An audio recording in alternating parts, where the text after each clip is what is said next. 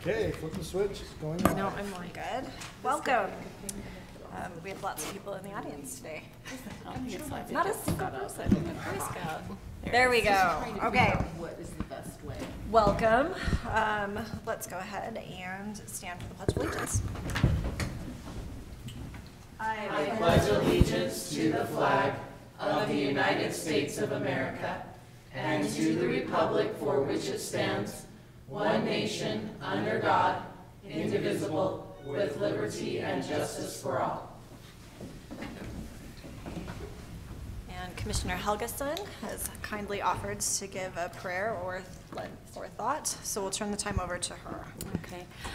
This afternoon, as I was thinking on this, I just thought of saying the Pledge of Allegiance, and years ago we had the opportunity to go to Fort McHenry in Baltimore on the harbor, which is where the Star Spangled Banner was written from a ship off the harbor, and it was so moving to me that never again have I said the Pledge of Allegiance or been at a parade and watched our military go by that I am just not moved.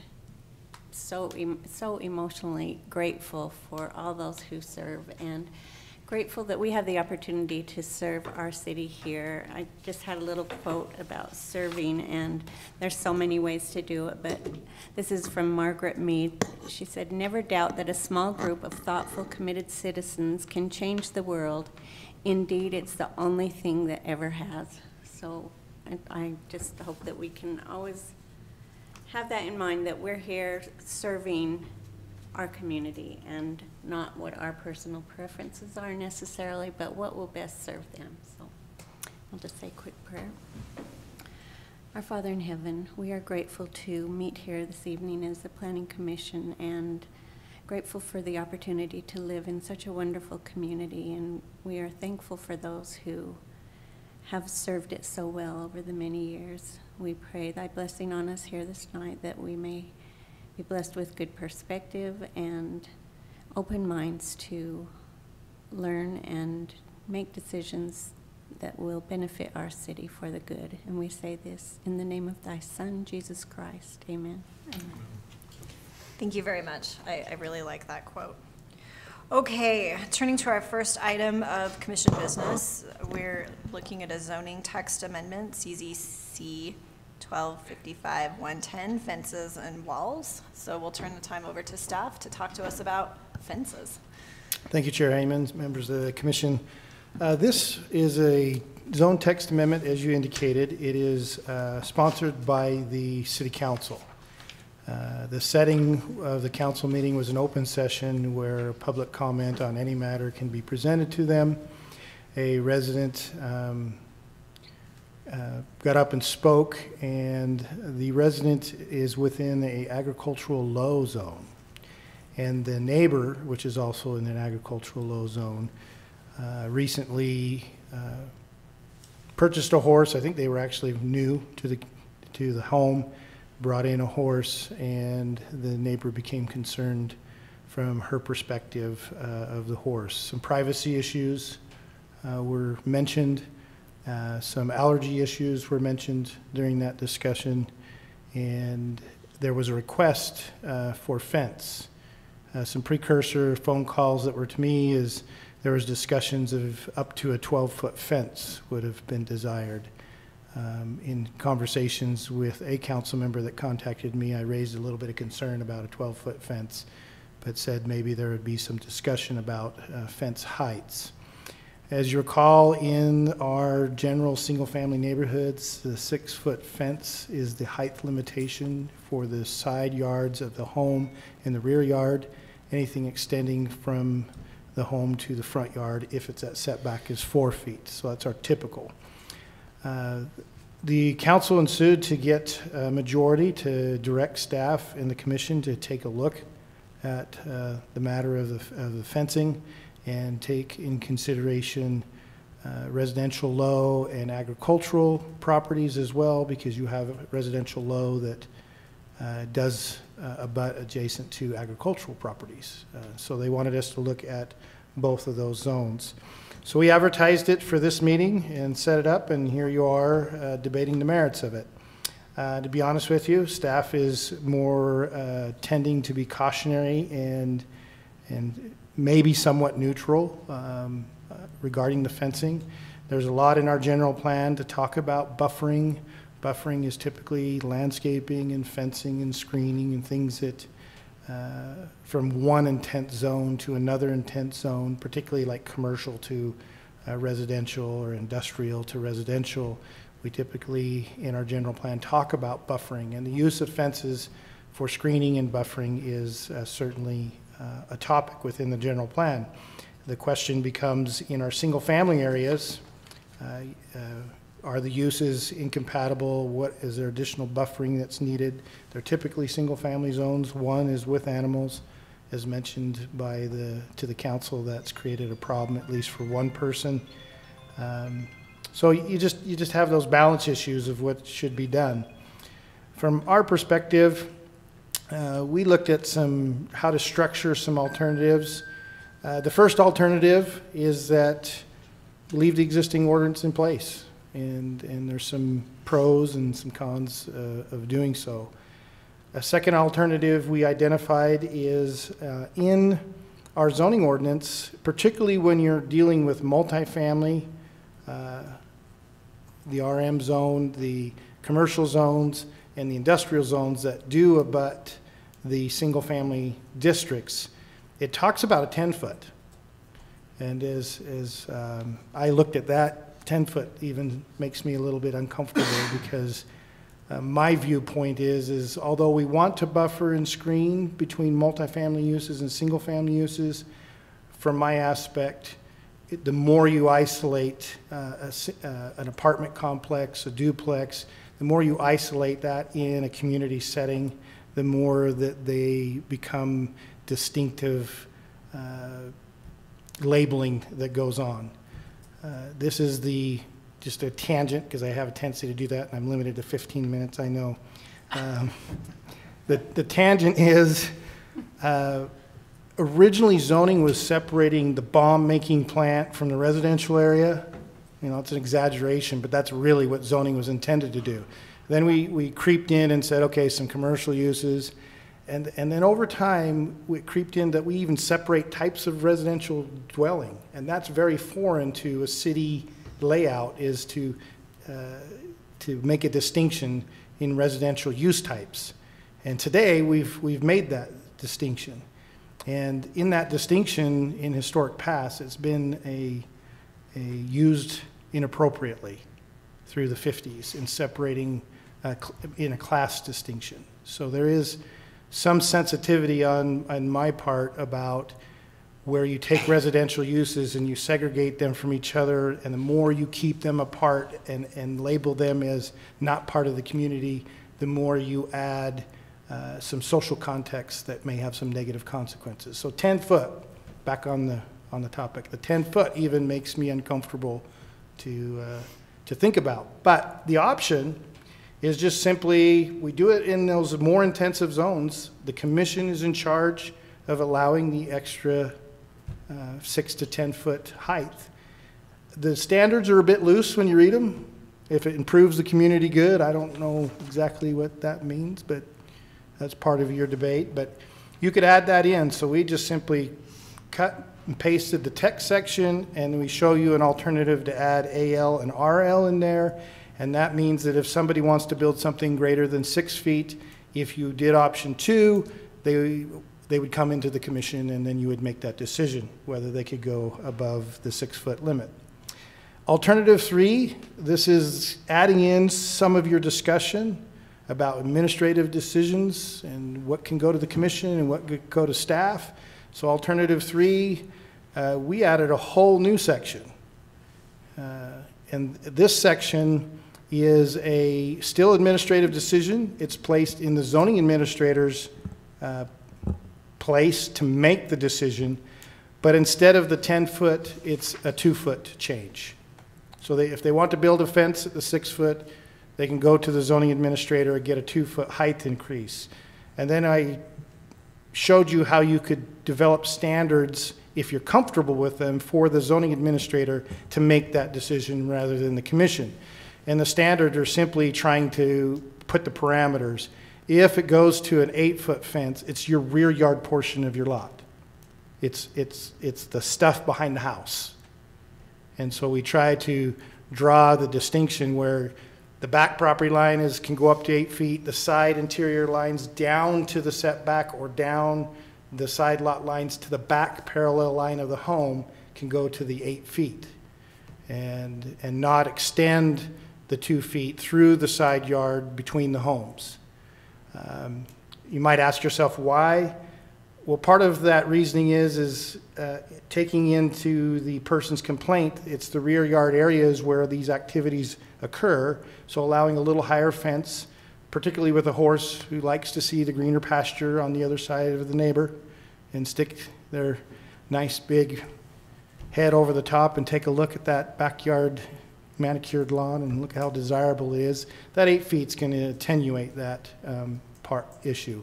But the other issue is we don't really want to create the fortress look. As you look at suburban area, its design pattern, the spaces between homes, that's why we have setbacks. That becomes kind of important. And extending out into the front yard.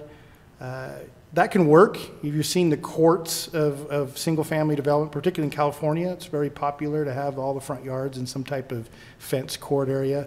But if you look in Centerville, Utah, suburban development, the front yard, part of the distance between homes is that semi-public open space visually to create the curb appeal. And so that's why the limitation is to the backyard. And so from our standpoint, we think it's a debating issue. It's a value. I don't think there's a line in the sand to discuss. This is exactly the right place it should be. 6 foot is a standard material. 6 foot is generally standard in most communities. The building code doesn't kick in until you get over to 7 feet. And then that kicks in because you're looking at what type of fence is being constructed, the structural integrity of that fence, the wind loads of that fence. And so once you hit 7 feet, the building code kicks in for some additional standards to ensure the fence doesn't necessarily crash down on someone in a storm or so forth. But we give you that. We give you a list of pros and cons and let you debate the merits of it. Thank you very much, Corey. I have a couple of questions for you. I understand that there was one resident who raised a concern to the city council that prompted them to report this, to us for consideration. Are you aware of any other instance in which any other residents have expressed similar concerns in the 2 zones that we're looking at? Not directly referencing the scenario of the other uses in the sense of a horse or accessory uses, I've not. The closest complaint that you get is the privacy.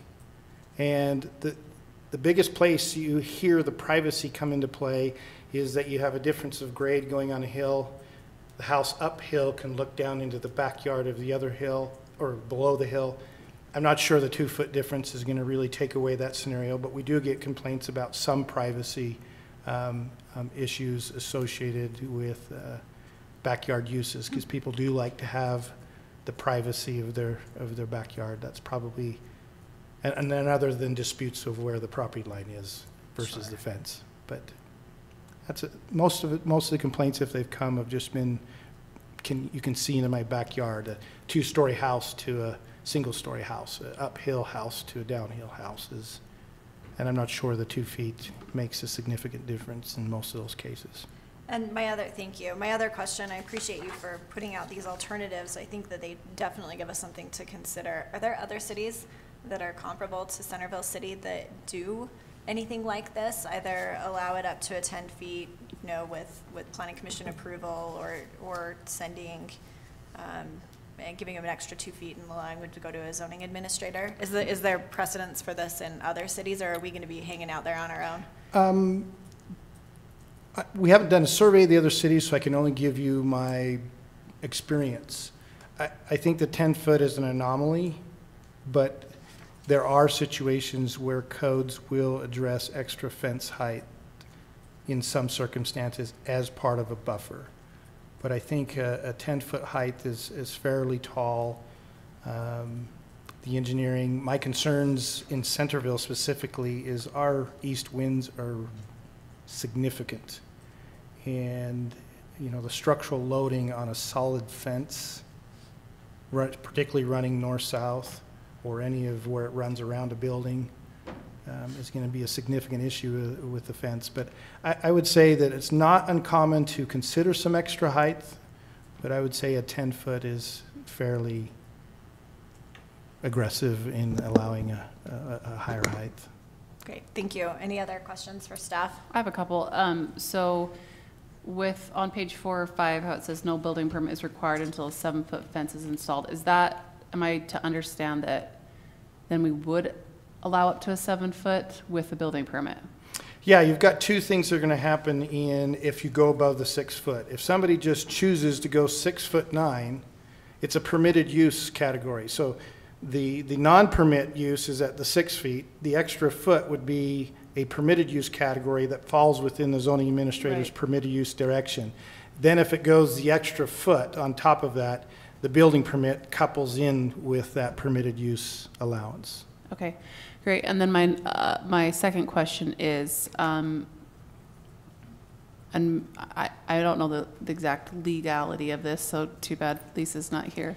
But if I have a property line, is it that everything from the ground to the sky, you know, belongs to me, other than obviously I know like there's issues with rainwater and what belongs to who, and so like if a horse were to put its head over my property line, would they technically be, you know, like trespassing into my I'm just wondering, because, oh, that's a great question. Because then would it then be the horse owner's duty to create a setback from their fence that makes it so that their horse's head wouldn't go over? That's the question I have. That's a great question. I don't have a definitive answer about some horse sticking its head over or some arm sticking over the fence from the trampoline. Right. I can give you more, just a quick fixture issue, a tree. A tree is common. The general, it's a complicated civil case law, and we have an attorney might answer it, but here's what I understand to my extent. A tree, if all of the trunk is on a piece of property, then all of that trunk and tree is owned by the owner of that piece of property. Now, that may be close to your property line and the branches hang over the top. You do have some legal precedence to trim that as an annoyance over your limited airspace, because obviously we can't go to 30,000 feet with our airspace. That's controlled by someone else. But there is some limited, but from my understanding of the case law, if you trim those limbs, those still are the possession of the property owner of the tree. So it's the idea of picking the apple off of the tree. If the apple and the limb are hanging over, you can trim the limb, you can take the apple, but you have to give them back to the owner. You can't just munch on the apple and give the limb back. All of that is possessed and is a possession of the owner technically. You owe them that. Now, in trimming that tree... The horse head wouldn't belong to me. Yeah. I know that if the horse head goes over, it's not going to belong to me. But I'm just talking about actual just trespassing. Yeah, I think it's very hard, and it's like the tree. That's the best example. But if you do damage to the tree and cause damage, then you are culpable for the damage to the tree. So if the horse is eating vegetation, if the horse can stick its head over the fence and eat vegetation, then they eating the tomatoes, and the horse stole the tomatoes, and we arrest the horse for stealing. stop the corn. I don't think the tomatoes, but okay. But the answer of a temporary intrusion over property lines, I wish I had an answer, but I don't. What do you think? I mean, where's the damage, right? That's always the question. If I stick my head over my neighbor's fence, I'm technically trespassing, but why is my neighbor damaged? Yeah. Right. If I have a tree that hangs over and a limb falls down on top of something and damages it, well, yes, then there has been a trespass and I have suffered damages, and there would be a recourse to it. I guess that's why I know we haven't gone to the debate period yet, but I'm kind of struggling with if you have a situation where there is a trespass and it's causing the property owner some damage. I mean, there are two options. One would be change the entire zoning code for everybody to address that one situation, or there's legal recourse. If in fact sticking the horse's head over the property line is causing that other property owner some damage, there's also legal recourse, and I tend to lean towards the take a scalpel rather than a sledgehammer approach, but Right. that, I mean, we are We'll going to get get to No, that and debate, and I so, think that's why staff is in this cautionary Yeah. place with this matter. But- You know, the additional one is I forgot to mention, is why we created it this way and didn't do it just for agriculture or just for RL, abutting agriculture, is because all of the general plan is to move to residential low. So if you create this where the RL does an 8-foot fence and then the other side transitions into RL, you have an 8-foot fence, and then everybody else in the RL was limited to a 6-foot. So there's some disparity problems too. if we pass this, then that will allow existing neighborhoods, all of whom have 6-foot fences, to start ripping down fences and putting in randomly, so 6-foot, 6-foot, 8-foot, 6-foot, 6-foot, 8-foot, right? It would allow that type of disparity Yes. in existing neighborhoods. Yes, it will. Any other questions? Yeah, Corey, I have a question. Help me understand, just for the sake of the context of everything that we're talking about here, measuring the height of a fence or a wall. Let's say that, for example, there is a grade difference between two properties. How do we measure that height? Is it the lesser of? Is it the average of? Is it Average of. the average of? Is there an allowance for if, let's say, for example, I bring in a bunch of fill on my side, bring up, the fill. So from my side, it looks like it's 6 feet, but from the neighbor's side, now it looks like a 10-footer or something, whatever. Right, there's a complex situation that arises because if it's just simply a fence and privacy screening, it's the average point between the two grades. Okay. The difficulty is that's easy when it's this way. It's not so easy if you're running a long contour of how you measure that grade, so that becomes complex. And then you have to start looking at the average property grade, which is a whole other calculation. The other issue, though, is there, like in our hillside, there's some retaining systems that come in to retain the land, and the code says, all right, you get this much retainage. So example is you can do as max of 8 feet of retaining. But now you have a safety problem with an adjoining lot. And so the code addresses and says, all right, no fence needs to be less than 48 inches. So now you can put the fence on top of the retaining system at a 4-foot height to keep people from rolling off the top and falling off the 8-foot drop. So there's some subtle changes in a structural, if it's a retaining wall system versus a screening between properties. Does that answer the question? Yeah, that's good. So I guess the only other question then was kind of the second part of what I was asking is we're going the average between the two, but I in my mind, I don't think I should be allowed to bring in fill to shorten up my side so that the average works, but the neighbor ends up with a monster fortress wall on their side. Right, and in this case, if you were at the half grade, it's going to be the measurement starts at the half grade, and so somebody uphill wants a fence, they're going to lose some of the height of the fence because the grade's measured at the halfway point, but somebody downhill is going to gain that percentage as they look up at the fence because it's measured at the halfway point. But bringing in fill doesn't matter then, because after I put the fill in, then that's what it is, right? We're not talking about pre-fill. We're talking. Yeah, I mean, now you get the complicated part where somebody just brings in fill because they want a nice little flower bed versus that artificial jump versus the grade, and it does reference the natural grade of the lot. So, Okay. The natural grade of the lot. Yeah. Okay, thanks. Any other questions for staff before we open it up for a public hearing? All right, this matter has been scheduled for a public hearing, so we'll take this opportunity to invite any member of the public who wishes to speak to this matter to step forward. Mayor? No. Nope, all right. Seeing no one coming forward, we'll go ahead and close the public hearing, and I'll turn it over to my commissioners. Thoughts? Shannon, that was a really good point you made. I was pretty settled coming into where I wanted to go on this. And Corey, by the way, if you have tangents like that, you can go 16 minutes. That was fantastic. 16 minutes. But I would like to solicit the chair to expound further on what you were talking about, or maybe sell that a little more, because that sounded like perhaps a better way to look at it than I was up to this point. Well, in my mind, if the issue is a trespass issue, really, my neighbor's use, whatever use it is causing me harm, damage, consternation, right? There are legal recourses that somebody has, trespass action being one of them. And if it is in fact, I mean, if a horse just leans its head over the fence, I question really where the damage is. Now, if it's gnawing on the fence, that's a damage, and it seems like that would be Civil redressable, civilly redressable. And so, and I find myself thinking, well, the sort of the first step in my sort of logical way of thinking is, if my neighbor is doing something that's not working for me, I contact the neighbor. Hey, can we work this out?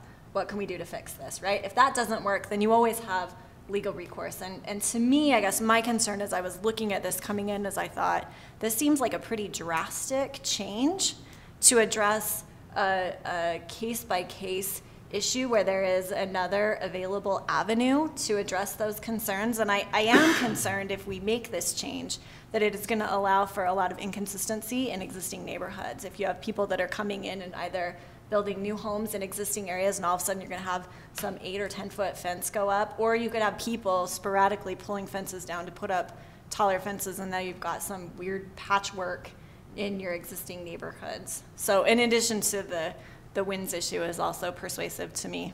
I mean, I've seen 6-foot fences blow down with our winds, so. Corey, do you recall, from your discussion of the public comment that was kind of the impetus of this issue, I think you mentioned allergies was something they claimed? Yes, the resident raised the issue that they're allergic to horses. So I guess my question. So the horse and the ability for it to be in close proximity to the enjoyment of a rear yard area was raised as a concern. Okay. Any other damages that you recall, or things that Right. could be classified as damages from the comments in that public comment period? No, it was a short comment. I know some back questions and history from a council member calling me, but I would hate to reference that the resident intended that communication, that Yeah. it was communicated to me. I can only rely on what the resident actually said in the meeting. So I am not inclined to vote for this for a number of reasons. I agree with all of the cons, basically structural engineering, the high winds. I also believe there's lots of opportunities to create, you know, if the property owner with the horse would talk with their other property owner and they discuss what's happening.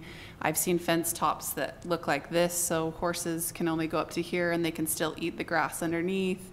There's lots of solutions, but actually having the increased height is really, would be, I would be very uncomfortable with that in a residential sense.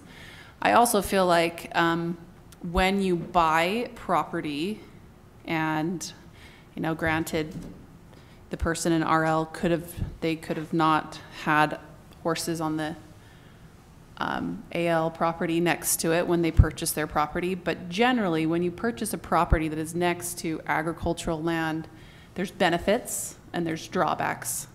And a lot of people living in Centerville love and appreciate the agricultural land that's in Centerville.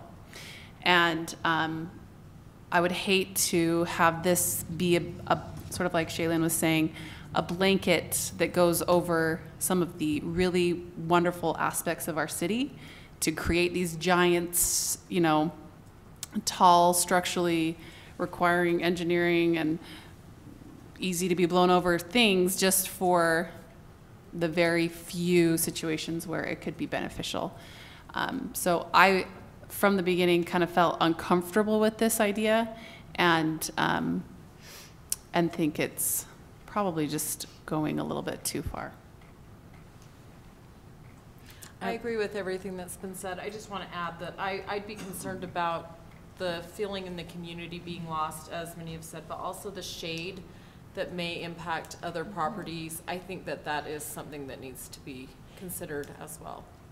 Particularly when the trend is to have smaller lots. Right. Even the shade, a 10-foot fence. castle. Or even an 8-foot. I mean, you know, people have small lots. If they want to have a garden, they need sun. Even, you know, I mean, I just think it could be an invasion. We could approve something that could invade other people's ability to enjoy their property. And I do think it is a sledgehammer for, I mean, I'm sorry if this person is unhappy with their situation, but I just think it's too drastic for our whole community to make that change. Well, and I will say, a good fence makes a good neighbor. Everyone knows that, right? We know that. Oh, yeah. So I wanna say that I appreciate fences and I appreciate them making good neighbors, but I just think it's too much. I appreciate the I city think a council. 6 foot is Oh, a go ahead. good, I think a 6 foot is a good height. I appreciate the city council for raising the issue, because they're definitely thinking about their citizens and looking at ways to resolve issues that have been brought to their attention. I am not convinced that this is the appropriate tool to resolve the concern. And I agree with what's been said, and also have lived next to someone who likely was not legally able to put up the fence. But when I was young, one was put up in the backyard, and it just was monstrous. It is such a difference than what the standard and what we're used to. And so if it's a solid fence, you know, it's a huge block. Any further discussion? Then I am going to make a motion that the Planning Commission recommend denying the request for consideration for bullet points 1, 2, 3, 4, 5 set forth in the staff report. I'd like to add a 6th bullet, and that is that it will allow inconsistent and patchwork fencing in existing neighborhoods. Second. I'd like to make, can you add another bullet? How do you feel about amendment added to another bullet? How do we do that? Look, I know I am not a Roberts order, but I am going to entertain a friendly amendment, even if that's not technically correct. We're going to do it that way tonight. I just feel like what Jeannie and I were talking about is, I don't know exactly how to say this, but losing the feeling, Sense of community. the sense of community.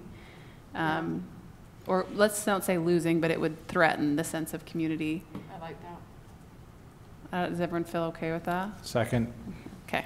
I like that. And so, Yeah, I was just gonna say I like that too. I've lived in several cities around the world where you have a high fence. Privacy might be part of it, but protection is another reason for certain cities around the world. And I don't think we've come to the point where we need that for protection. okay, so then the 2 additional bullets that we're adding is that it will allow inconsistent and patchwork fencing in existing neighborhoods, and the second new bullet will be that it will threaten our sense of community. I like that. Did you want to put anything on there that talks about your, too broad of a, there's legal recourse available, there's already Yeah, I legal think that's recourse available for situations where, the standard fence height is not adequate. I like that suggestion. So I'm going to suggest that I'm going to amend my own motion to add a 3rd bullet, and that is to indicate that if the concern involves trespass issues, there exists an alternative legal remedy to address that concern. Second. Okay. Anyone else want to add any more bullets? All right, so that motion with the 3 additional bullets that we have added is up. So let's go ahead and start with a roll call vote. Commissioner Hinsey. So, just to make sure I understand, then the proposal, then I want to say nay, or You say, if you like the denial, then you say yes. yes, I like the denial. So aye. Aye. Aye. Aye. Aye. Nay. And that's not because I don't like, I like the denial in some sense too, but I think that we have 10 feet in other places and other height limitations. So generally I would have probably preferred to go in the direction, but I really like where we're going to. So Fair enough. We like it when you're contrarian. that's not to Down be there, Logan. contrarian, I swear. You like to be contrarian. That's why you like to sit on the end. You're like, ha ha.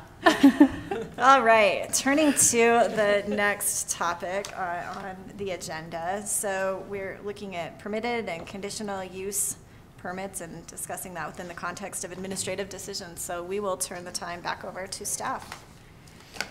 I've asked Cassie to take a look at this, and she's tried to provide some at least context for you.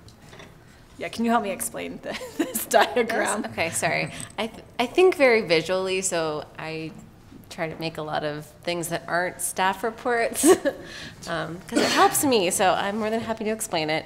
So when we're talking about administrative decisions, there are things that are done at the staff level that you guys don't ever get to see, and then a lot of things do get bumped up occasionally to you. And when we're talking about streamlining these administrative decisions and trying to reduce the amount of things that you see that you might not want to spend time on, we thought these were some good categories where there's room for adjustments or amendments to these processes in order to make them more efficient for everyone involved, including the applicant. So the first category here is the home occupations.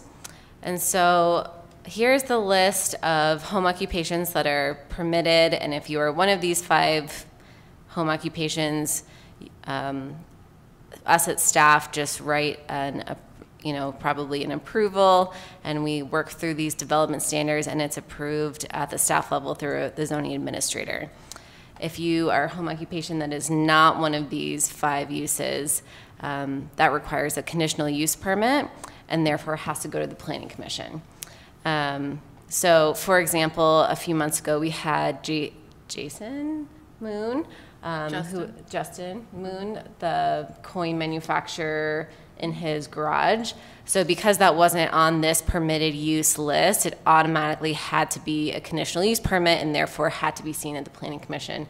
This was also a pretty straightforward home occupation because we have a very specific set of development standards that's listed in our code, which reviews things like traffic and inventory and employees that staff looks at when we're making the staff report before it goes to the Planning Commission. And then in the case of a conditional use permit, there's just a few other criteria that lists exceptions to modifications of those development standards. So they're very specifically outlined in the code, and it could be a potential place for us to do at a staff level and put any conditions on that applicant. And if that applicant was unsatisfied with any of those conditions made at the staff level, they could appeal and go to the Planning Commission, where you guys could take a look at the application and see if the zoning administrator was fair or unfair in that case and put any other conditions on that. Yeah, so a couple of examples was the coin operation. Coin operation also had use of accessory buildings. And so as soon as you step outside the use into the home, it's kicked into the category of the conditional use. So another one was the inflatable. Person wanted to rent out the party inflatables and store them in the detached garage. Didn't meet the permitted use standard, came to the Planning Commission to allow that. And so we're just simply saying there may be some, Lisa showed you the whole big process. We were just trying to strategically go in and say, where are some of the irritations that may arise? And one of them is, well, if somebody wants to use their garage, is that something that can be administrative, or does it have to go back to the Planning Commission? Cassie, what's the little red line there on that far left? So it would go to, in the alternative scenario, it doesn't right now. Right now, CUPs go to the Planning Commission. Right. But if you wanted to change it, it could go to the zoning administrator instead. So it'd come back to the zoning these are the administrator, bodies that and then the review appeal them. process would be moved to the commission if they disagreed with any of the conditions placed. Okay. So these 2 boxes are just outlining the bodies that review the application. But you could have it switched back over to the zoning administrator. So we haven't prepared what would be done. We're just showing you, here's some areas that we could do. Right. Just some ideas. And then in terms of temporary uses, this is the list of temporary use permits that we give out for certain uses like a produce stand or a fireworks stand that we would do at a staff level with development standards as well. that are through the permitted use process. And then this is a little different from home occupations. We don't allow things outside of this use list, but if they wanted to amend any of the development standards that are given in the code, it would automatically be bumped as a conditional use permit, and therefore you would see it. So, and within these development standards, the most common exception that applicants would like to be made is the time limits. So, for example, next Planning Commission meeting, we will have an applicant who's selling snow cones, and because she's doing more than 40 days per year, which is the time limit on temporary retail sales, she has to come to the Planning Commission. So a way to streamline this process, since I know that you guys, this instance in particular has actually come up in meetings before, is just to simply extend those time limits. I don't know what other examples have been in the past for temporary use, like which ones are common to exceed the time limits, but the retail sales does seem to have a very limited one at only 40 days per year. So you could simply extend those time limits so there's just less of a chance for it to get bumped into the CUP process and have you guys see it. And there's kind of a little bit of a tangent issue at the state legislature this year. And I think why this is important discussion, because I think the state is sending some messages to municipalities to lessen and lighten your regulatory requirements. So an example is your taco carts and your food van trucks. Now the state has said if they are this many days a month, local jurisdiction doesn't have any control, whether it's on private property or whether it's on the sidewalk. So they've taken away for food trucks and taco carts our review if it doesn't exceed. So right now in Centerville, if somebody wanted to do a taco cart, we'd say you can't do it in the public right of way because we don't have a process to go and encroach in the public right of way. But if you go to another big box store, lease their stuff, do a temporary use, or if you exceed the parameters, go to the commission for that temporary use, you can have a taco cart. Well, then now the state says, well, if they don't exceed this per month, there's nothing you can do. So I think that's a place where snow cone shacks, the Hawaiian ice, those kind of temporary uses, the state's sending a message, if you're getting too regulatory control, we're going to start reeling that back to you. So, you know, that's a place that maybe there's some wiggle room to figure out what are we requiring these folks to go through. Now, having disclosed what the state had said, a few years back, we had the rock chip pear, the sales of the candle, the Hawaiian ice, and the hot dog over by the Jackson's Steak and Shake before when it was vacant. And the commission during that time did not like all these temporary uses. So they had a goal list to rid the city of some of the temporary uses. The problem with that goal list is as it got brought up, it just kept being bumped back down. And so we never got to it. So here's a catch here. Temporary uses can be intrusive to some folks' minds, but the state is also stepping, saying on a limited basis, you know, keep an arm's length distance away. Wasn't the concern more with the taco carts and the food trucks that if you're trying to operate your taco cart or food truck and you have to go to 15 different cities to get 15 different Yes. applications, that was really tough on their business model? Yes. Yeah. It wasn't necessarily the snow shacks that were just setting up in one city. It was that was a very specific, you're right, that was a very specific food and taco cart oriented legislation. Yeah, which actually does bring up another tangent for me, is that our conditional use permit, I believe, is $300 for a temporary use permit. How much? $300. So to come get a CUP is $300 for your temporary uses if they want to exceed the time frames. So part of our thought is look at time frames or look at some administrative approvals down at our level to solve some of these problems.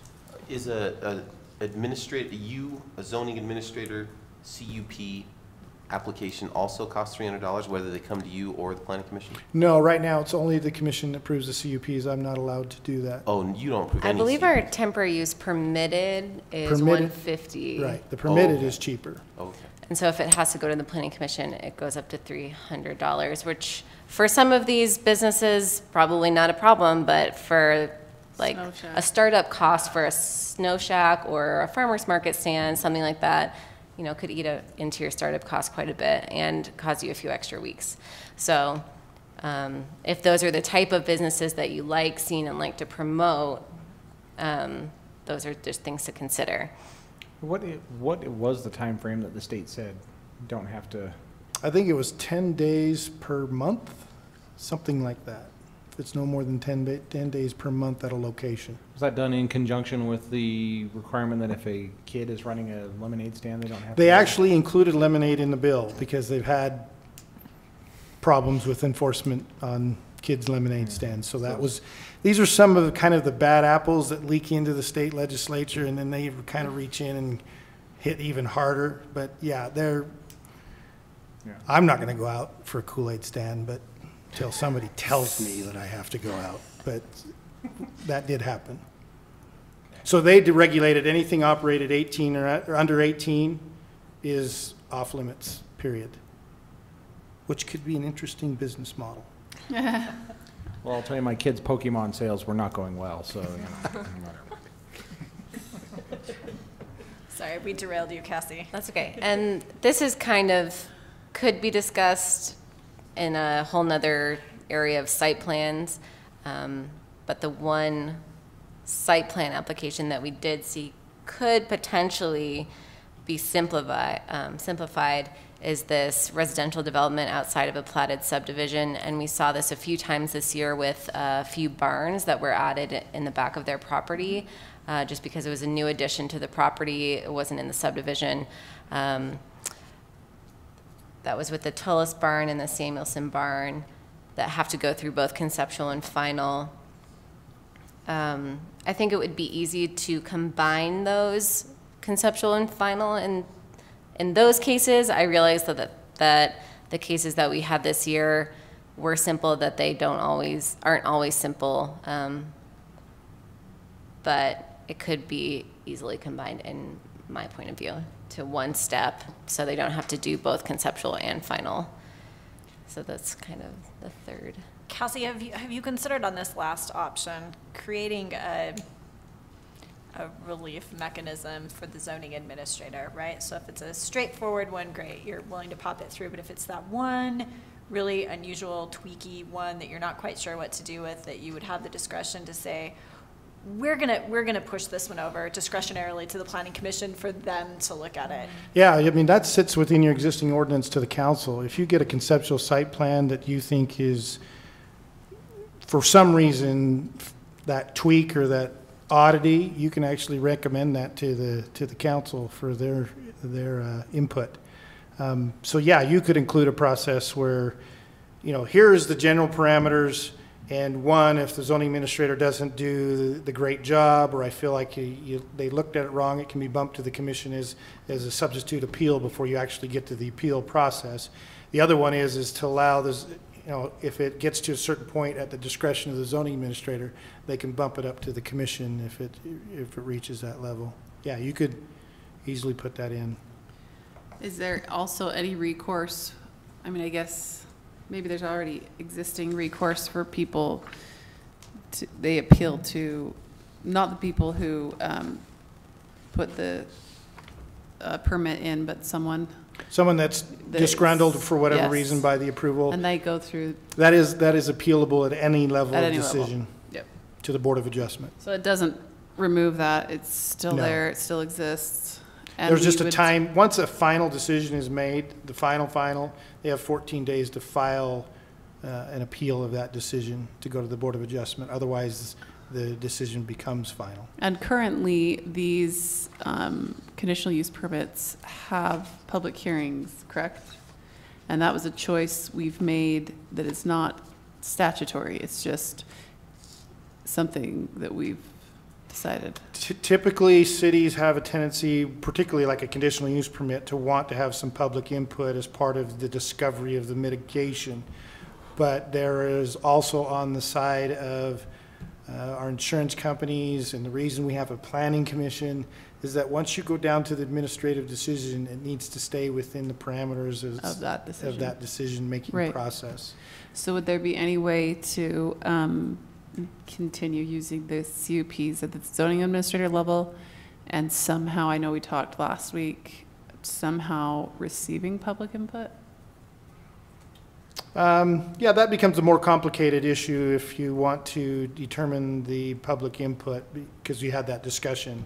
If you just say it's only in written, form, then you have this disclosure and the time period tracking to make sure that those dates were followed correctly. And then people feel like, well, I didn't know, and then they went ahead and made the decision.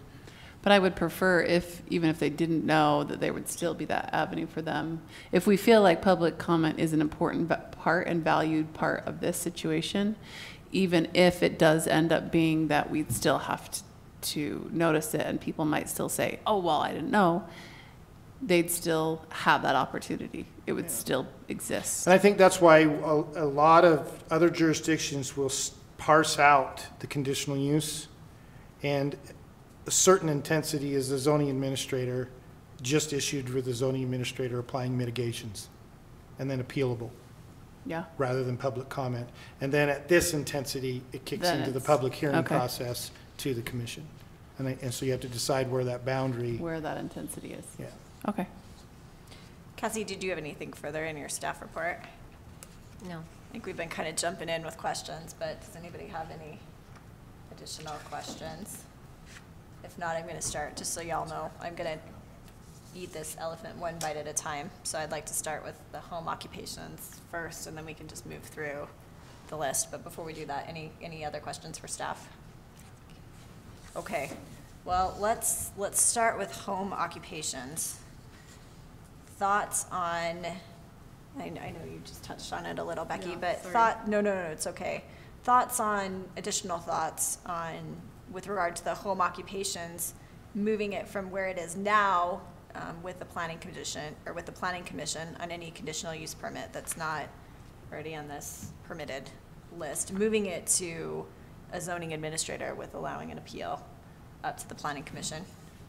Thoughts? I'm in support of that. I like I don't know if it's a recommendation from Cassie or a suggestion or an idea, but I like it. I support it.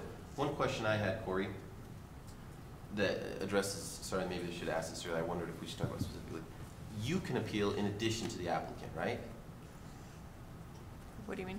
If you wanted to bump it to the planning commission, the applicant, so say for example, a coin guy comes in and says, I want to make coins in my basement, or a coin machine, and Corey says, well, you got to do this and this and this and mitigate, and he says, yes, I want to take this to the planning commission. He can appeal. He can bump it to the commission. You can bump it up as well. That's what was talked about, is if there's a certain level where it becomes uncomfortable, the zoning administrator can be granted the authority to say, I think this one should go to the commission. And the way that I would see that is more of a, not setting a standard on these are the ones that you can Right. bump, right? I would be more inclined to include an additional escape valve, if you want to call it that, Right. that says you have the discretion Yes. in your best judgment of when to do that Yeah. without really restriction Yeah, an on it. example is noticing. You already have a structure in your ordinance that says this is a standard notice, but it also says a zoning administrator can do additional noticing at the discretion of the zoning administrator. It doesn't count towards the challenge of proper notice. It just allows the zoning administrator to say, I think this needs a little bit more noticing before we bring it up to be debated. So example, Pages Lane, that's a general plan amendment. There's no posting on site. But we posted on the Dix Market area because we felt like that's pretty important. Nobody knows we're changing the general plan because they didn't go to the city's website, which is common. And we're going a whole new future direction and nobody knows. So we did mailers to all the business owners and the property owners. That's not standard notice. It's a courtesy. And then we did postings on site, just because that made sense. So if we go this route, moving it from the planning commission to the zoning administrator with an appeals route to the planning commission, and also giving the zoning administrator discretion to elevate matters to the planning commission if they feel it's warranted. Seems like to me the benefit is that you're streamlining the process. Yes. And we're not having coin businesses coming before us that are really kind of no-brainer decisions in my mind. The downside is that we're taking out a public notice and comment. To some degree, Process. you're changing that process, yes. how do you guys feel about that in terms of weighing the benefit of streamlining the process against the potential detriment of not providing as much notice to the public on I mean, we can home still provide a occupations? posting, that's what we typically do, and then say Like the to yellow a sign. date. It's the issue of how is that comment received and what Yeah. do you feel that comment, because people make phone calls and, and, you know, is it written comment, is it phone call, is it a website comment form that we developed, that's the comment avenue that you choose to make your comment? Because a lot of people say, well, I called, well, I emailed you and it ended up in the junk drawer. We'll eventually get there. So you're thinking that we'd still post the yellow sign Yeah. in front of the home I think to that's say- fair because you're doing something different. Okay, so we're But then we post- need to come up with, and that was where we, if you want something like that, we've got to go back and brainstorm and Sure. say, here's how we would do that. But I, you know, off the top of my head, we could still post. I think that's not a difficult thing to do. Now it's the issue of, now that it's posted, what does somebody do? And to me, you just don't leave it, hey, contact Cassie.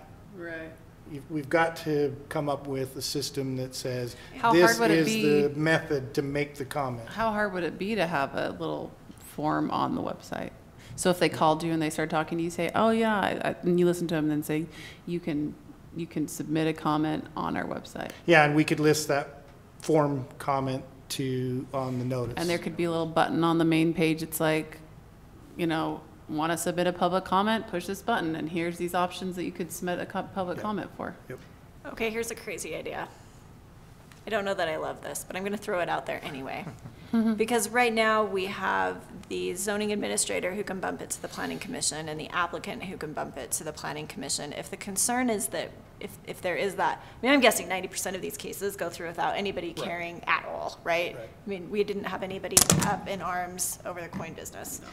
But for that minimum number of people who might have a problem with whatever business is going in their next door neighbor's house, what if we provided a mechanism whereby if no one submits any comments or concerns against the project, great, it goes right through the zoning administrator like we've talked about, but that if one or more individuals of the public submit a comment and expresses concern, that's a trigger that puts That's it also up a to the trigger. planning commission. Yeah, I think we could I like that. talk about brainstorming that idea. It does create, I think, it could create some negativity, right? I'm the neighbor who doesn't like my next door neighbor, and so I want to create strife by, hey, you know what, I'm gonna stick it to him by making him go to the planning commission. I mean, that is but I kind of like the idea that it would allow a mechanism where people, if in those few cases where there really is concern, to get it to us and feel like they were being heard. Yes, that's the most important part is people want to be heard.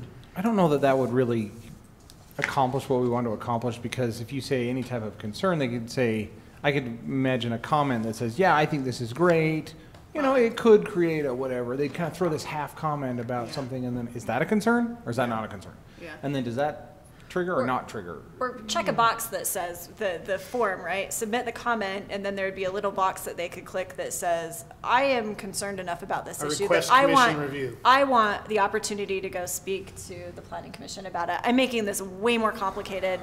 This is where I I also think, thought- if we do have a forum, that's where the zoning administrator would take those into consideration and see, oh, this is a half comment, or this is just not really that serious, or this is serious, and then they would use their discretion, I think, to just. And I think, yeah, exactly. That's my thought, is that I think that goes to leaving it to the zoning administrator to decide that, if it's a concern or not a concern, because somebody might raise a concern, you know, but it's not actually a concern or whatever. They Or might it's use, a they might, concern, it's a concern that the zoning administrator and the applicant can fix too sometimes. sure, sometimes it can be Like easily addressed. sometimes you can say, oh, this was something, did you think about this? Oh, I didn't think about this, this is great, Yeah. blah, blah, blah, blah. And it doesn't have to come up to the planning commission. Or they could say, you know what, the permit or the request might be for a coin business in the garage, but then somebody might say, oh yeah, but also the neighbor across the street has horses that I don't like.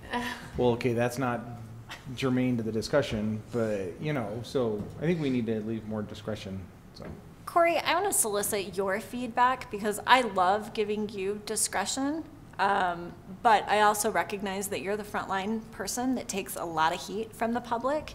How do you feel about us giving you the discretion, the sole discretion of whether to interpret a comment to elevate it to the planning commission? Because I can see there could be some circumstances where you would look at it and say, nah, doesn't really warrant being elevated to the planning commission, and then have the person who submit the comment says, you know, that lousy city planner won't get me to the planning commission. Is it, from your perspective, is it a better administrative structure to allow the public member to check the box that say, okay, we want to elevate it to the planning commission, or would you like to retain the discretion to make that decision? Well, you have a great question. I mean, there's all kind of avenues of looking at the zoning administrator's, you know, role. The temporary use czar, I can see that label being thrown out. Got to get rid of this temporary use czar because they're crazy. But there's a checks and balances to that. If a zoning administrator is not performing well, it's going to get back to somebody somewhere. It doesn't take very long where somebody's looking and saying that's an unreasonable decision, and you get called to the task. So, you know, believe it or not, there's a ton of discretion within the zoning ordinance. What it says in the zoning ordinance about the zoning administrator's role is that there's no way to create and cover everything. Right. And so therefore you have to rely on the zoning administrator at certain places. So one of those authorities that can even be challenging for this group is an interpretation. You might disagree with an interpretation, but the final say of interpreting the zoning ordinance is the zoning administrator when it comes to what does the rule say. And so somebody can walk in and say, what's about this? And you say, I don't think you can do it. Well, why do you think I can do it? Well, request an administrative interpretation. And then I have to go in and make very much a legal finding as a zoning administrator. So the easy answer is punt every little piece of fire you can off your back, because you get them every day. When you're dealing with temporary uses and home occupation issues, I think you run across very little that's going to be a problem. Okay. You know, the one that I think potentially it was a problem in the past is the bakery. I don't think having a bakery is a bad thing for somebody in a home, but it presents something. So there's ways to say if it requires a health permit or if it requires something of this nature, there's ways to be able to define and say this is where it needs to arrive to. So honestly, I'm comfortable with, because it's a limited amount of discretion still. Yeah. You're dealing about not big site plans and whether Walmart comes. That was a real fun time period of my zoning administrator life here. But you know, home occupations, the snow cone shacks, temporary uses, temporary flags, temporary signs, you know, those kind of things is a huge amount of discretion, and use your zoning administrator. I appreciate that. I'm just trying to find ways to keep the heat off you where it's not. Oh, I appreciate that, because I want to stay here as long as I can, but I think when you're dealing in this realm, there's ways to create a parameter. Right. I have another question with home occupations. Under the conditional use permit box, does it really mean anything not on the permitted list? Because there's obviously there's got to be like. There's a small list of not permitted Not uses, permitted. Okay, good. but it's very small. It's like a kennel and something else. Okay. As long as we have a list, I was just like, really? Everything else? Anything else that's not on the permitted list is Well, conditional use? I was also thinking that if, instead of leaving that discretion up to the zoning administrator, if there were certain uses that you wanted to list as these are the uses that do go to the CUP process instead of everything else, Yeah. you could do that instead. Well, it's basically what it is right now, though, sort of. Well, you could have like a specific list that's CUP, Listed. Like a bakery example. or like I think in the Moon case it was straightforward, but like a light manufacturing in your home kind of sounds like it could be impactful. But don't you think that you would take that, zoning administrator would take that and be like, well, Yeah. obviously, this Right. is a little Yeah. bit more Just brainstorming. intense. I don't know. Oh, we're spending, anyway, I'm gonna spend more time on it. I can see the city council potentially having this concern. Corey is an avid coin collector, and he's biased towards coin manufacturers. A coin manufacturer comes in, wants to start a coin shop. Corey, even knowing the noxious odors that coin manufacturers produce, approves him under his newly granted power. Does he now have vested rights? Can the city take that back? Does he have grounds to stand on and then say? Oh, there's always the appellate process For the city? for anybody that thinks they're aggrieved by the decision.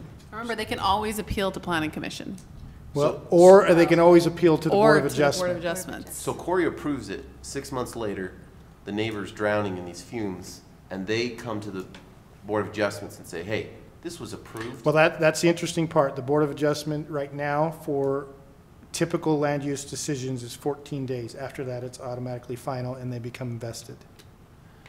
Now, there are other complex law issues because the enforcement section of the zoning ordinance says that if it was illegally approved or it was approved under assumption that didn't occur, that was lied to or wasn't disclosed, it invalidates the permit immediately, regardless of the decision. There would So- always be a civil remedy.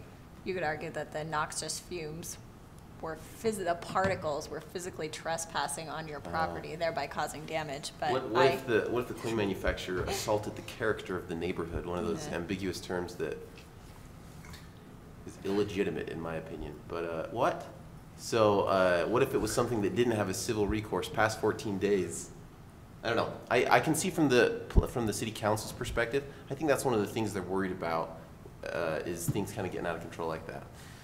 Corey, I don't think you're actually a coin collector. That was just a hypothetical. No, I get it, and that's why I say down in the temporary use levels, and I think there's a way to temper that and come up with the crafted language, and then let an appeal process be appealed to the commission, and then there's another appealed process to go. We just have to be comfortable with when the final decision's made.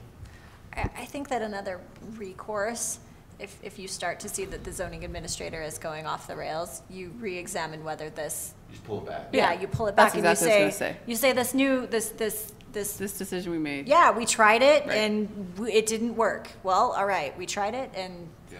there it is. Yeah, I was gonna say a couple things, exactly that. That we could put this out and see how it goes.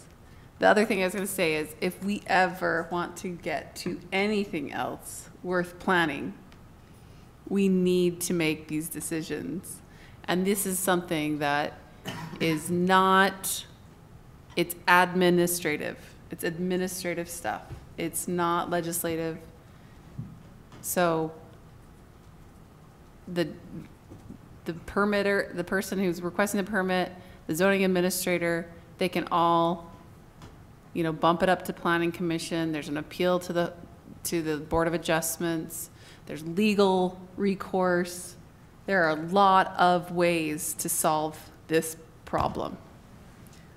I want to focus us in for a minute because it sounds like to me that we are, at least I'm getting the sense that we're generally all okay with regard to the home occupations, temporary uses, site plans, setting it up so that structurally those issues go to the zoning administrator with two potential avenues to the planning commission. One is if the applicant asks to go to the planning commission, or two, if the zoning administrator in his or her discretion decides that it's something that should be elevated to the planning commission. Is everyone comfortable with, and we can talk about the specific uses here next, but Yeah, is because everyone we might comfortable? craft some issues to you and you'll come back and say, well, that was a nice try, but it didn't work. So is everyone generally comfortable with that structure before we dig into the actual individual uses that are listed here? Yeah. I am, but I do have two concerns, and one of them is if there's a neighbor, I really feel strongly that they have the opportunity to come here, to be heard. I think that when somebody is upset about something, they're not necessarily, in fact, probably most people would not write a letter. But if they're up in arms about something, they want to come and be heard. Granted, no one's here, and that's great. That means that they're not upset with anything that's going on, typically. And so I'm okay with it, but I am concerned about them having their voice heard and not just by a letter or a phone call. The second one is, I use email, I use text, I can do all of those things, but there are people that are not comfortable with that. So to have a little something that they fill in online may not do the job for some people. I definitely know people that this is how we get our thing out, is through email or through text, and they just like, I don't do it, I didn't get the message. That's true. I think you could say any written comment, whether that's a form on the website or Filled out form in the offices Or- of the city. Or just a come concern in expressed and on the fill out your phone form. to say, I just saw this on my neighbor's yard that they want to do this. I have concerns about it. Yeah, they could do, we could create it so that's the form, and they could call in, and we can, city staff fills it out and submits Yeah. it. Those are my two concerns. I think in general, your discretion is, would work well, but I just want to express those two areas.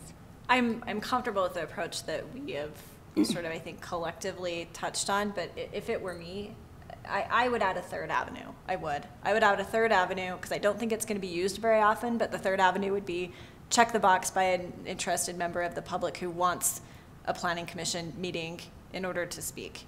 I don't think that is going to be utilized very often, but I think that having that recourse for somebody who feels really strongly about it in the public is going to better serve them than just submitting a written comment online or through letter or however it is that they want to deliver it. Yeah, I just hope Yeah. that wouldn't get That's abused or an somehow, option. I mean, it's something that might be pretty clean cut, but somebody decides, yeah, I'm gonna check the box just because I can. I Why don't agree, we but I just- think if that becomes a problem, then I would amend it Then to maybe take that we option revisit away. it. Yeah. Well, I think it's not something that's going to be very common, and so I am comfortable with it. I just want to raise those two. The way I Issues. picture noticing these home occupations going is putting the sign on the property, and even if we notice it on the website and other places, the only people who are gonna care or even really know it's there are the people that are the direct neighbors. And I think 99 times out of 100, they're just gonna call us, be like, oh, what's that home occupation? Oh, it's a bakery, cool, bye. And probably won't have any issues. And if we do receive a lot of comments, I think obviously we can make avenues that have limitations on them, but I think it's only really going to be seen by those direct neighbors and cared about just by those neighbors. And I think most of the calls that we get are on the signs are just curiosity calls and not really complaints.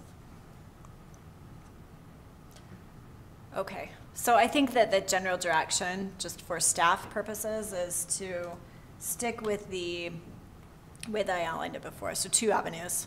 1, applicant can bump it up to planning commission. 2, zoning administrator can elevate it to the planning commission, but also making sure that we have some mechanism for people to submit comments about the uses. That is both digitally and Telephone like and paper. or telephone, just so that we're reaching a lot of, because we do have a lot of residents who are probably electronically averse. Right. So, We do that with our complaint form. Our code complaint form is electronic and is set up to be filled out by city staff or an individual. right. I think that's good. And, I mean, do you guys generally fill anything out or write anything down if you get a phone call? It depends on what you mean. If it's a certain If issue- someone's like, this is a big deal, I just want you to know it's a big deal, do you like say, someone called and it was a big deal? Do you know what I mean? Like, I'm obviously using generic terms here, but did you write? That's a hybrid, because if there is an active case going on and there's email exchanges, we print and use those emails. Right. A phone call and just said, this is a big deal. Our common response is not to write down and find out how many said it was a big deal. Our common response is to invite them to the public meeting to Exactly. express. So like their that at point, concerns. then you could invite them to submit Yeah, digital or right. whatever. Okay, within the context of this tentative framework that we have set up, let's go through the individual uses on each of these 3 areas, starting with the home occupations.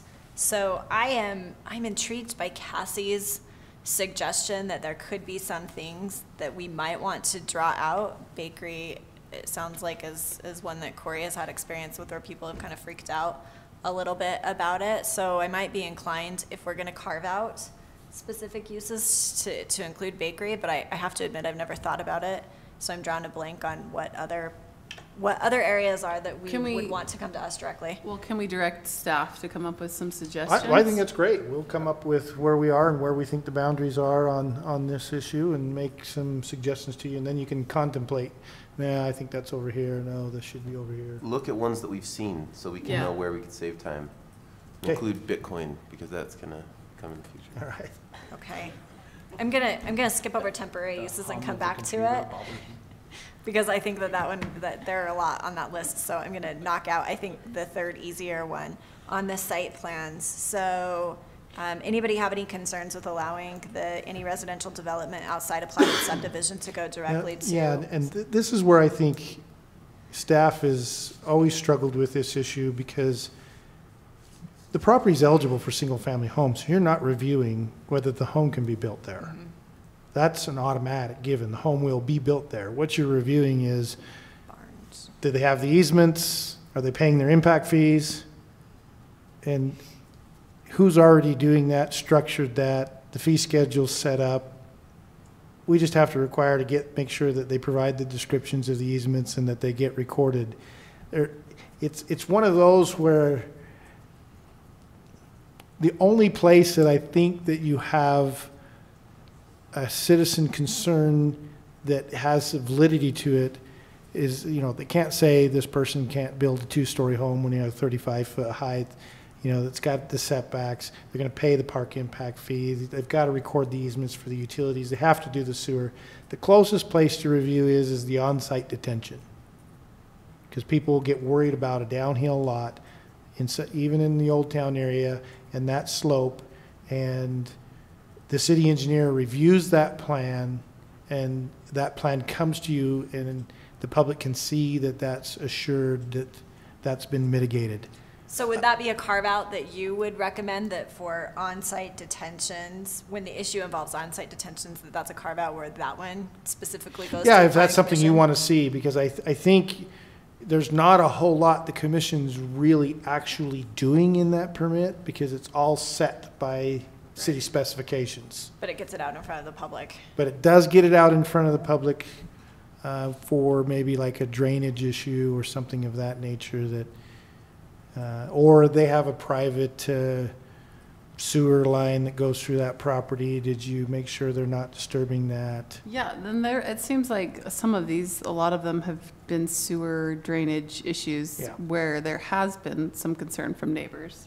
I can think back on a few offhand. So our view is that having a 2-step process in that case is, because we've separated it out. We don't want the idea being presented and making a decision the same night.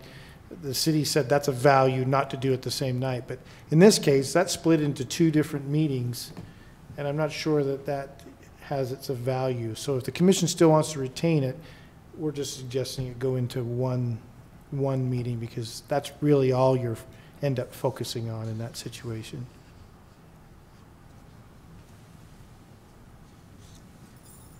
So not even splitting that zoning administrator, we think you can at least combine it into one step for You're that. right. I'm sorry, I was too focused on the other 2, Corey. We streamlined it so well that I wanted to spill it over to that 3rd area. Okay, I'm with you. Thank you for the clarification, getting me back on. But we could take it board. on at our level, but I just do think there is some public role in that. No, I think that makes sense. I think the 1-step process makes sense, because especially if we do that 1-step thing and somebody comes and raises a concern, we can always table an issue. We can always table an issue. right there. Yeah. So. Any strong objection to that? All right, let's go ahead and direct staff to prepare some language to that effect so that we can take a look at that. All right, moving to temporary uses. There's a lot of permitted uses here. Corey suggested possibility of bumping some of this to the zoning administrator by simply extending some of the timing on it. That would be one way of removing it from our plate and pushing it over to the zoning administrator. Yeah, and I think that's probably the best route to begin with is look, and maybe we can even come back as we report some of these things on what we think the change of timeframes should be, and you can decide whether that is too much or too little or whatever. I like it. Because we're pretty familiar with what the temporary use needs out there are. I'm inclined to defer to your expertise and experience on these issues and your judgment in deciding what would be appropriate in terms of time extension. So I would like, does anybody have any concerns with that? All right, let's add that one to your list as well to come back and provide us with some recommendations on extending the time limits on these temporary uses to spill it over back into the zoning administrator bucket. This was super helpful. Thank you, guys. And I love the chart. Now that I'm following it, Cassie, it's great. We can figure it out together. It's in color and everything. I love it. Okay. Let's move on to the next item on our agenda, which is the Community Development Director's report. So I'll turn the time over to staff. Okay, from our standpoint, those things have helped. We're looking at continuing your next meeting.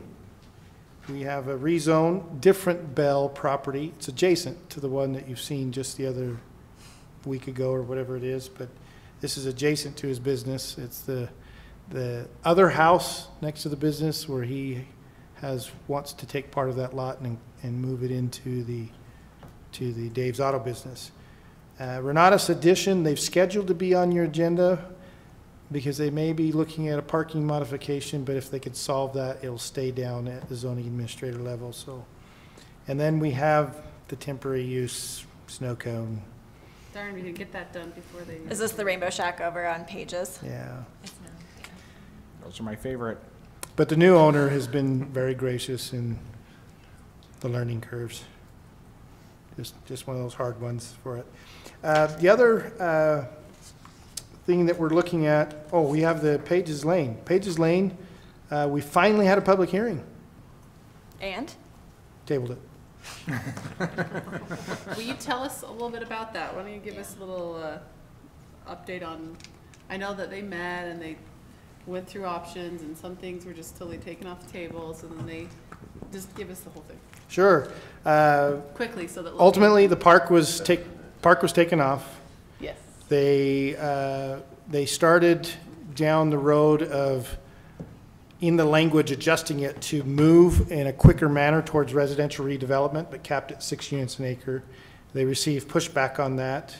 The language has then been modified to say, okay, we're gonna leave the commercial uses, honor the future of the commercial uses, but if and whenever it changes, we're encouraging residential, 6 units an acre, PDO to get the rezone, so that they stay in control of the conceptual layout of the use. And have they gotten pushback from that? Not much, but I'm not sure they fully appreciate yet what the PDO is, because it allows a density bonus of 20%. Yeah, that was my first concern, is you get the intensity bonus, like, you end up with the, whatever that place is up there at the north corner of Centerville, the bonus that Yeah. is completely out of place. So What's that one Pioneer? called?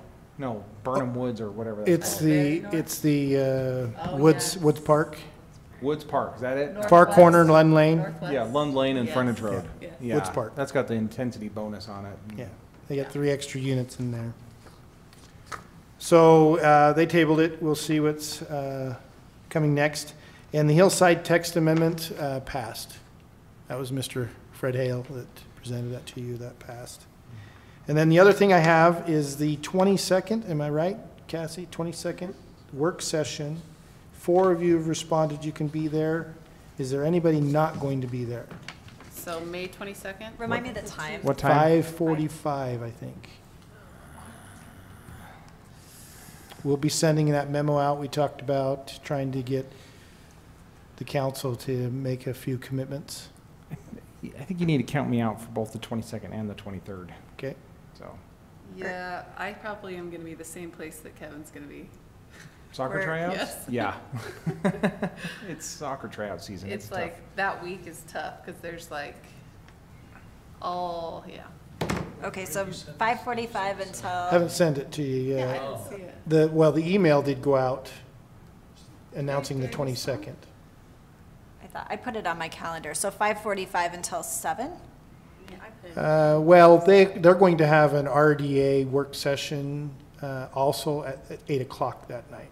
So it'll be 5:45 till you end, and then they'll have another work session with the Legacy Trails at 8 o'clock. Okay, yeah.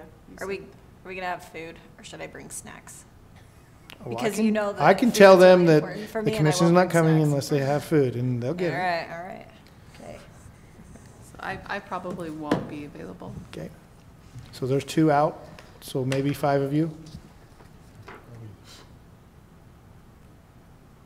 You're okay with still going on with that? I I've think told the so. city manager, even if it's 4, let's try to do it, because I'd like to get the use list directive out of them at that meeting, whatever it is. And I think in reality, even though the goal list has 4 or 5 items, I think the critical one is West Side Plan. We want to kick that off and get going on that. I agree with that, and Kevin, Becky, if you guys have comments that you want to share in advance, just, provide those to me, and I'm happy to share those at the work session. I feel comfortable with the commission expressing their stuff. Yeah, I think we've covered it pretty Yeah. well in previous meetings. I think you kind of have an idea. You know what I Yeah, you think. know what. I think you know what I think. If not, go back and read the minutes, but yeah. Yeah, I'm good. Okay. It sounds like Logan needs to get out of here, so let's, Wait, where's? yeah, where did this, am I? No, No, it's an ongoing joke. That I said about It's just an Corey's tangents. ongoing Becky, joke. It's okay, not all right. that he I has got to all night. Yep. leave. I was thinking It's just that he maxes out at 15 minutes per subject. I thought he was dressed up for something, so For this. certainly. Certainly. Both Yeah, you look missed. snazzy in ties and bow ties. Ties? Yeah. Wow. All right, let's turn to the next item on the agenda, which is reviewing the meeting minutes for April 11th and April 25th. So let's start with the meeting minutes for April 11th, and let's do what we normally do and go through page by page. If anyone has any comments or changes, then we'll do that. So on page 1, the only small nit that I had was that I would take out a comment after, on line 38, take out the comment between Commissioner and Kai.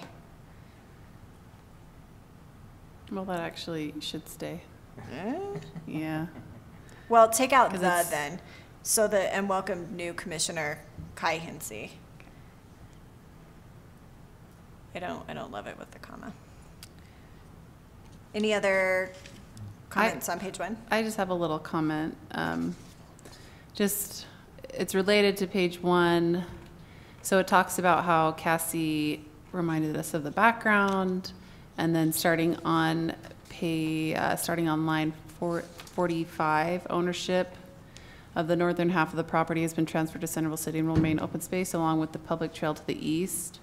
I was just wondering if we could take that and put that on page 2 after line 33, because the whole purpose for me requesting to review that for the public is so that they understood that. And so it doesn't make a whole lot of sense for me to ask to review and then have the stuff that you said back, even though I know it's part of Part of the summary, but yeah. it's part of the summary, but it really happened later so that we could review it for the public. So so we're kind of skipping to page 2, but sort of taking it from page 1. I'm wondering if we could take that and then on page 2, starting on line 33, or right after 33, just take those sentence that says ownership of the northern half and then all the way down to the east. That's good. We don't want the minutes making it look like you weren't paying attention. Well, and I would add on line 29 that says, requested that Lisa Romney review for the public how the city, I would like to add that for the public, because I think, yeah, We all know. if that's okay. Everyone feel okay with that? Sounds great. And then on page 2, since I'm already there, we can decide if we're going to call you Vice Chair Daly or Mr. Daly. Yeah, I had that thought too. So- Whatever, be consistent. Whatever you want to do, just consistently either say Vice Chair or Mr. I think it's On- usually vice chair. It's throughout. usually Vice Chair, and it's line 35, so. Previously, I was always just listed as commissioner last year rather Oh, than was vice it? chair. Oh, well, we can And do you that. We're acting. Unless I was We can acting do that as too. the vice chair at the time, so I would Oh, let's do recommend that. just changing Mr. to commissioner so that it matches everyone else. And then any other Vice Chair, because there are other times where it says Sounds Vice Chair. Yeah, the only time I was referenced as vice chair is when I was actually chairing the meeting. That makes sense. Sounds good. Okay, let me make sure, any other comments on page 1? Any other comments on page 2? Page 3? I would like to make a little comment. So on line 49, Commissioner Wright reiterated that because Cassie has already surveyed the city council on their preferences for the table of uses, she prefers to move forward by discussing amongst the commissioners. So just the reasoning why, not like, I prefer to move forward. Commissioner Wright reiterated that because Cassie has already surveyed the city council on their preferences for the table of uses, she prefers to move forward by discussing amongst the commissioners. Thank you. How do you guys feel about that? And maybe by Cassie, you mean Ms. Younger? Oh, yes, sorry. Ms. Younger. I'm fine with that. Any other comments on page 3? Page 4? I just have one, line 22.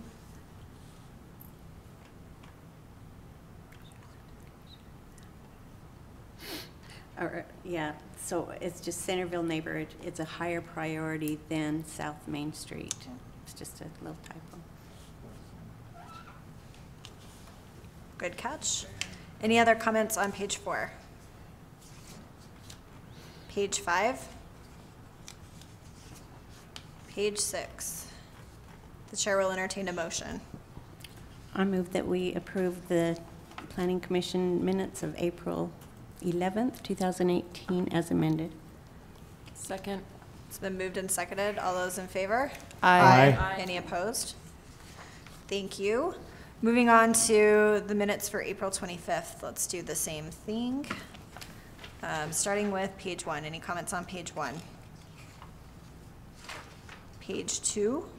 Again, I would just say on line 21, Vice Chair to Commissioner in any situation, if we're going to keep it consistent that way. Yeah, let's just run a find and replace on And that it does one. say, like, on 40, it says Commissioner Daly, so, yeah, I think just find replace would be great. Any other comments on page 2? Page 3? I have just another one. Line 27, Commissioner Hensy asked if there were a lot of examples of properties who had been required, and I would say that had been required. Okay, any other comments on page 3?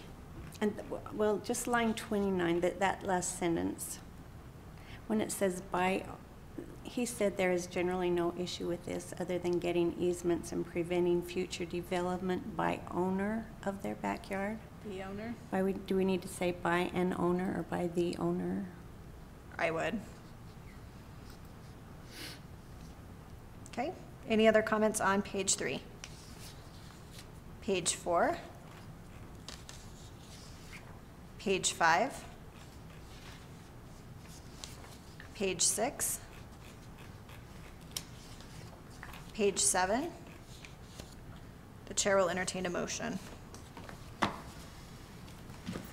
I'll make a motion that we approve the minutes of April 25th, 2018 as amended. I'll second that. Yes. It's been moved and seconded. All those in favor? Aye. Any opposed? All right, thank you. And we've come to the end of our agenda. Thank you for Another great discussion. I enjoy working with all of you, and I will move that we adjourn. Second. All those in favor? Aye.